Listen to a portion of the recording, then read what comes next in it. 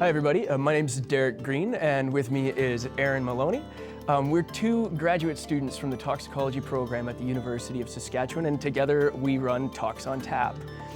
For those of you who are unfamiliar, Tox on Tap is a public speaker series that was started by two former graduate students in the toxicology program. They were determined to graduate at some point and they passed the reins on to us, and we've been continuing on in their tradition. Our events take place at the Woods Ale House, downtown Saskatoon, and we invite scientific experts to give 15 to 20-minute talks on their area of expertise. We allow time towards the end for Q&A with the audience, as well as general interaction and discussion. The idea is to provide an opportunity for people to get together and interact, talk science in a fun and friendly and open atmosphere. So with us today is Professor Nick Priest. He's an internationally recognized expert in nuclear health and safety. He's a former professor at Middlesex University and head of the radiobiology and health branch at Chalk River Labs. He's going to be giving us his Tox on Tap talk, so just how dangerous is low-dose radiation, and he's here today to give us some insights into his background and to talk a little bit about what he's going to be talking about at Tox on Tap. So Professor Priest, thank you so much for being here with us today. Well, thank you very much for inviting me. I'm pleased to be here. So we're fortunate to have snagged a bit of your time. We want to thank the Sylvia Fedoruk Center for Nuclear Innovation for flying you in honor of Nuclear Science Week and in honor of their Nuclear Facts Research Forum.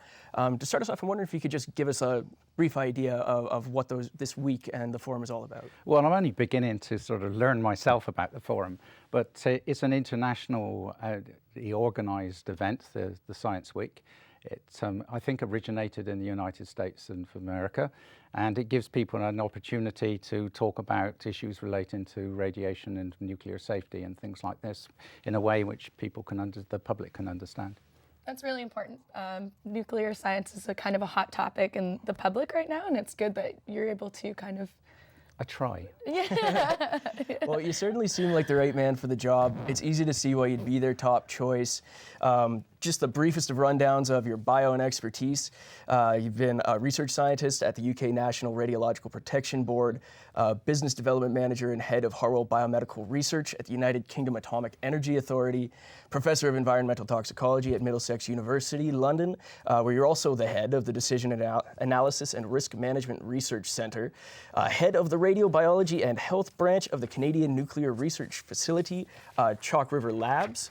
I also believe you're a member of the Royal Institute of Biology, a fellow of the International Union of Pure and Applied Chemistry, and in recognition of your contributions, you've garnered some very impressive accolades, a NATO Science Prize in 2007, and a Distinguished Achievement Award from the Canadian Radiological Protection Society in 2015. And on top of all that, as you recently mentioned, you're recently retired. Yeah, sure. It feels like I'm retired. Well, I'm sure that's probably the only reason why you managed to find the time to talk to us today, so we certainly appreciate you taking the time to do so. If you don't mind, I'd like to go back to the beginning before most of the things on that list there. Talk to you a little bit about your research background. I know your bachelor's degree was in zoology. I'm wondering what drew you to zoology, and why'd you ultimately switch from that to a PhD in academic medicine? I think happened chance as much as anything. I think I started out, I've always been interested in biology. And at the time when I did my first degree, there weren't very many biology degrees around. They were either botany or zoology. So I chose zoology, and that was at the University of Wales in Cardiff in the UK. And then subsequently I went to medical school to do a PhD. And my PhD there, I was looking at the effects of steroid hormones on the growth of bone.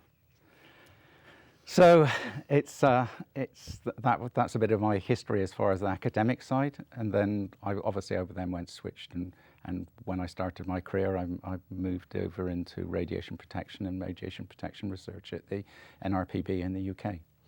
Fantastic. So I'm curious also about your time with the UK National Radiological Protection Board. What were some of your roles and duties in your position there? Well, mostly I was concerned with the toxicity of plutonium at that time. And I was undertaking a lot of studies looking at the distribution of plutonium in the body. Mm-hmm. Well, mostly it was with animal work.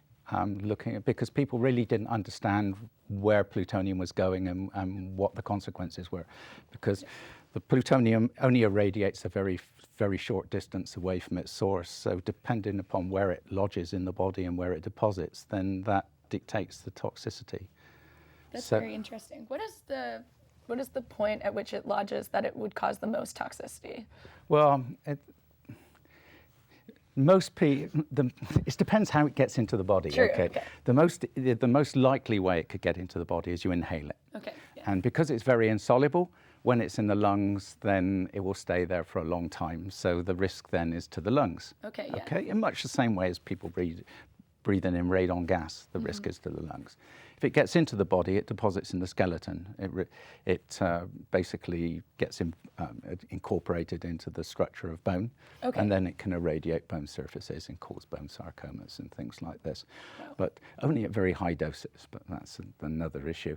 Yeah. But it was quite interesting. We did human volunteer studies as well. Really? Wow. Okay. Yeah, there's an isotope of plutonium, Europe plutonium-237, which produces just gamma rays. Okay. Yeah. Okay. Yeah. So we were able to inject this into volunteers. Wow. And then, Brave volunteers. No, I've had about 10 things injected into me over time. So, but the plutonium-237 was quite interesting because one of the questions which they wanted to know was how much plutonium gets deposited in the testes. Okay. Yeah. Okay. Now, very brave volunteers. no, I'm telling you exactly how brave, because the only way we could detect it after the person was injected with the plutonium, was to take a sort of cylindrical collimator of lead, okay? Yeah. And then the person would sort of lift themselves up and then they drop themselves down into the collimator. Now that causes a problem because your body now is right on top of the detector at the bottom of the collimator. Yeah. So you have to lean forward, okay, and you have to put some more bits of lead around, and then you hope that the whole lead doesn't move, or you're in trouble. But we did that sort of thing. We were able to sort of work out exactly how much of the plutonium was deposited in the testes, because at that time, people thought that there was a significant genetic risk from radiation. That makes sense. Now people realize there's little or no genetic effects of radiation. So, but at that time they were worried about it. So, so it was a big issue. How much gets deposited in the testes was a huge issue for the. So you used up all of your friends and family contacts for that, right? No, it's just some things you've got to do with humans, you know, because you can't.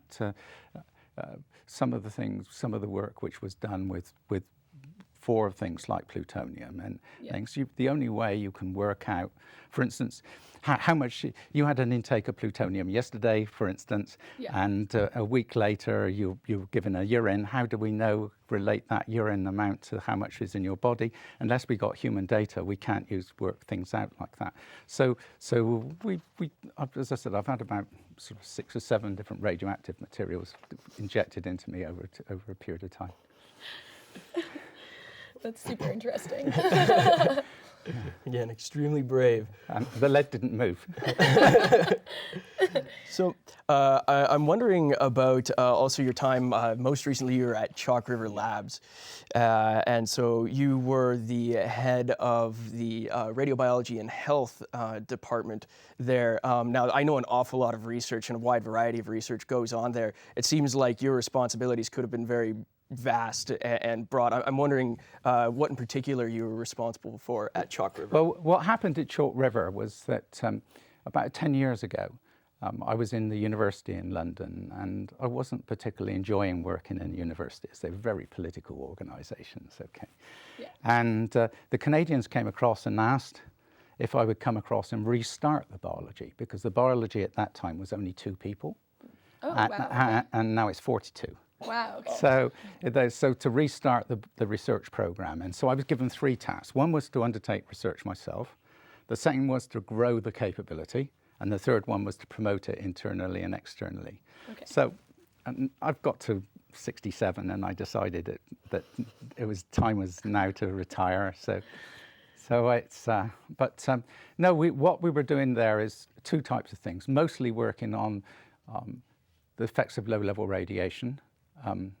And for the changes they induce in the body, okay, and how they influence toxicity. because not all the changes which happen are toxic in the sense that some of them are protective, okay? And then the other thing which we've been doing more recently is looking on improving radiotherapy type applications of radiation. So opposite ends of the spectrum, very low doses and very high doses. Wow. So was any of that informed by your work with polonium then? I know that a lot of the medical isotopes provided the world over come out of Chalk River. Not so much now, because it's closing down. The isotope production at Chalk River is closing down, okay? At the moment, it still makes some of the molybdenum-99, which is used for technetium-99 generators. But that's gradually sort of being phased out, and very shortly it will just be switched over to an emergency mode such that they're not normally making it. But if there's a supply shortage somewhere in the world, then for another year at least we can open up and make some more. But the reactor at Chalk River is very old. Okay. And it's closing down soon. So the isotope production there for medical usage was stopped. But it's got a big history. It was there that cobalt-60 was started, and cobalt-60 therapy was started in Canada with Chalk River, and there were many things which Chalk River has contributed to in the past. Well, Dr. Priest, thank you very much for giving us that background. We're going to be breaking from that in just a moment, and we'll be coming back shortly to speak a little more specifically towards your talk for Talks on Tap on the real or exaggerated risks posed by low-level radiation exposure.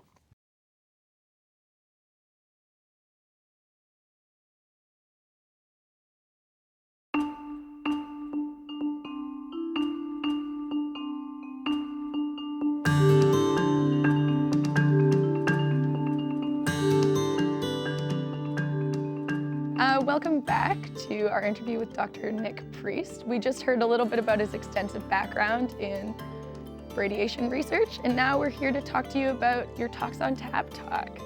So to start off, you're going to be giving a Talks on Tap talk about the perceived and actual risks of low-dose radiation exposure. So what is low-dose radiation, and how are people going to be exposed to this? How long's a piece of string? To my mind, low-dose radiation is radiation doses which people could reasonably expect to have either from environmental sources of radiation or from medical radiography type examinations, or even from living close to facilities where there was a nuclear accident or something like this. So those sorts of radiation doses, not very ones which are would normally be associated with significant risk. Okay, so we're not talking about the big explosion of nuclear generators. We're talking about actual Well, actually, the big explosion of nuclear generators like Chernobyl and Fukushima, the radiation doses to the population were very low. And one of the big tragedies is people evacuated people from those sites. And there were, for example, in Japan, there were many deaths during the evacuation procedure, and yet the people, if they stayed put, would have received radiation doses which are much lower than you would get from natural sources in other parts of Japan even. Really? So yeah, so this is one of the big issues, and this is one of the problems. We've got a perception that everybody is worried about radiation, and it's something that we caused, because up until about 1970, when they changed the radiation protection system, they used to say that you had a tolerance dose, and you could have radiation exposure up to that dose, and then the view was that below that dose, there was either no risk or the risk was so low that it could be ignored. Okay. And that's what people do today with asbestos and with benzene. You go to the gas station and you fill up your car, you will breathe in a small amount of benzene. Okay, it's below the limit, it's no worry. There are some asbestos fibers floating around in this air, I'm sure. It's below the limit, it's no worry. Yeah. But suddenly people turned around and said there's no safe dose of radiation. That all doses of radiation are toxic, even down, and the only safe dose is 0 dose. And that was done by professionals like myself, because it was a convenient way to work the radiation protection system, where we were trying to add up complicated doses from different sources and things like this. And if we started putting thresholds in, it would make it very, very difficult. But so we created this perception that the only safe dose of radiation is 0 dose. The other thing we've done wrong is we've looked at cancer as an output. And that can be very misleading, because radiation doesn't only affect cancer, it affects lots of other diseases as well. And if you've got a decrease in other diseases because of the low exposure to the radiation, because the radiation can induce defensive mechanisms in the body, which can reduce things like cardiovascular disease. And if you reduce those, people have got to die of something. Okay, so so cancer can increase. Yeah. But it's not. It's purely because you've minimized other causes of death. And when you go back and look at, say, the survivors from Hiroshima and Nagasaki, all those which got low doses, okay, doses which are, say, 100 times the public dose limit and less, okay, then if you look at how long those people survived, even though they had a slightly higher incidence of cancer, they actually survived exactly the same length of time as people who were unirradiated, or even higher or even longer than one group of people were there.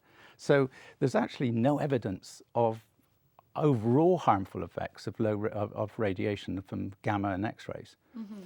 And then the other thing which we looked at was we were looking at plutonium, because if people are worried about X-rays and gamma rays, they're terrified by plutonium. Yeah. But the reality is, it looks as though that it produces cancer in a completely different way. It produces cancer in exactly the same way as asbestos. It causes inflammation, and you get cell death. The cell death causes an inflammatory response. The inflammation then results in a repair process, okay? And then you get a cancer being produced as a result of the flaws in the repair process.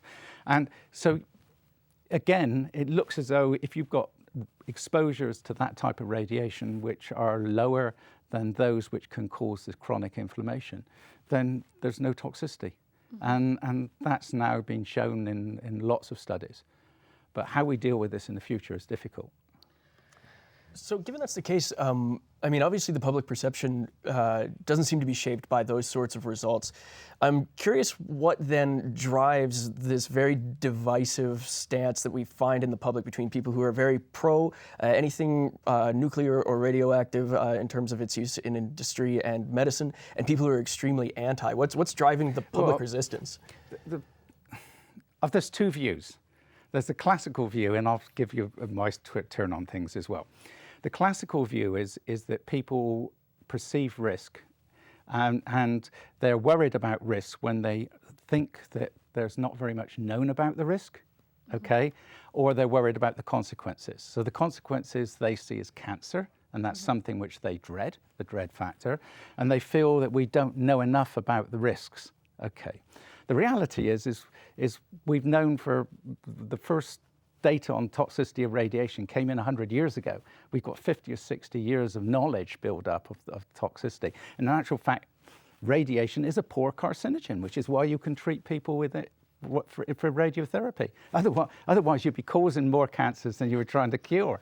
So it's a very weak carcinogen, and that's not, people don't perceive this. The other thing is that when I go back and look at things, then there was a change in attitude, certainly in the UK, and I think globally as well, in around about the late 1960s and the 1970s, because up to then, nuclear power was pretty well accepted by the population, and they liked it, okay?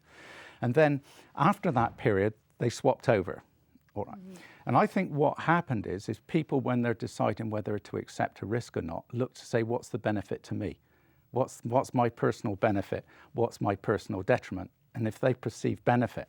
And at that time, they were saying that nuclear power is going to be so cheap to produce that nobody needed to, it wouldn't even need to be metered. It would be like water. You could just, although water's metered nowadays, but it didn't. but it was like water. It would just, you could supply it on tap, and it wouldn't, because it'd be so cheap to produce. And at that time, it's very popular. And it's only when the cost started going up and there was no obvious advantage over other forms of electricity generation in terms of cost-wise, that people turned round. And at the same time, there was this perception that the detriments were built up, because of the media coverage and things like this. So you have and that's why people are not worried about radon gas, which is really important, because they perceive a huge detriment in having to pay to have the sump put in and the pumps put in to get rid of the radon gas out of their home. Yeah. So even though it presents a clear risk, it's probably the biggest radiation risk that people have, then they're not prepared to do it because it costs them money. Yep. And so I think that's the reason why, because otherwise you look and you think, well, it's illogical. Why do people not worry about radiation, medical radiation? They're not worried about natural radiation, but they're worried about tiny bits of nuclear radiation. And I think it's well as this idea about whether it's dread and unknown, I think it's the fact that they don't perceive that there's any financial benefit to it. So what are some sources of natural radiation? Just to list a few. Oh, okay. Well, we live in a radioactive world. Yeah. Okay, we only survive because of radioactivity. We've got two sources of radioactive energy coming to us. One's from the sun, yep, from fission, and fusion from hydrogen and getting together to form helium, and so that's the sun. And then the other one is what keeps our core of our Earth molten and alive, which is uranium and thorium decay in the core. And if that didn't exist, we wouldn't have geothermal. Our planet would become like Mars, very cold. Yeah. And so we're dependent upon radiation. So some of that thorium and uranium is in soil. Okay, so it's there. That's one source. We get cosmic radiation coming in from gamma rays and other forms of radiation which come from both the sun and from the deep space. We have the radiation which comes in our food. Some isotopes of some elements in our body contain naturally radioactive isotopes like potassium. Okay, so we all need potassium to keep our body healthy. And potassium-40 is a naturally occurring radioactive isotope, which you think. So there are many sources of radioactivity, and they give doses, and radon, of course. So they give doses which vary around the country. So some parts of the country have got relatively high doses, and some parts low, and mostly that's because of differences in radon levels. So in light of all these potential routes of exposure, I feel like I've got to ask you the million-dollar question proposed in your own Talks on Tap talk title. And that, of course, is, so just how dangerous then is low-dose radiation exposure? The only one which worries me is radon. And that's because when I said about the cause being inflammatory in response, there are so many other reasons why the lungs get inflamed. You get inflammatory disease caused by dust inhalation. You get inflammatory disease caused by diseases, chronic obstructive lung disease and things like this, smoking, silica inhalation. So there's all sorts of things which can cause inflammation. And so adding an extra bit of burden from the radon makes radon much more likely to tip the balance over into cancer, whereas most of the other organs of the body don't see this type of insult. So I think that's the one that worries me most. But I'm not worried about gamma radiation. I told you I had how many radioactive isotopes producing gamma rays in? Some of them are still in me, and injected into me. If I was worried about it, I wouldn't have allowed that to happen. Similarly, I now believe that we're hugely overestimating the risk from things like radium and plutonium and uranium and thorium, because I think that these things that you've really got have a significant level in the body before you get these sort of damaging effects produced, largely because if a cell sees one of the types of radiation, which is called alpha radiation, coming from it, it kills the cell mostly. And if you kill a lot of cells, you get a lot of inflammatory response.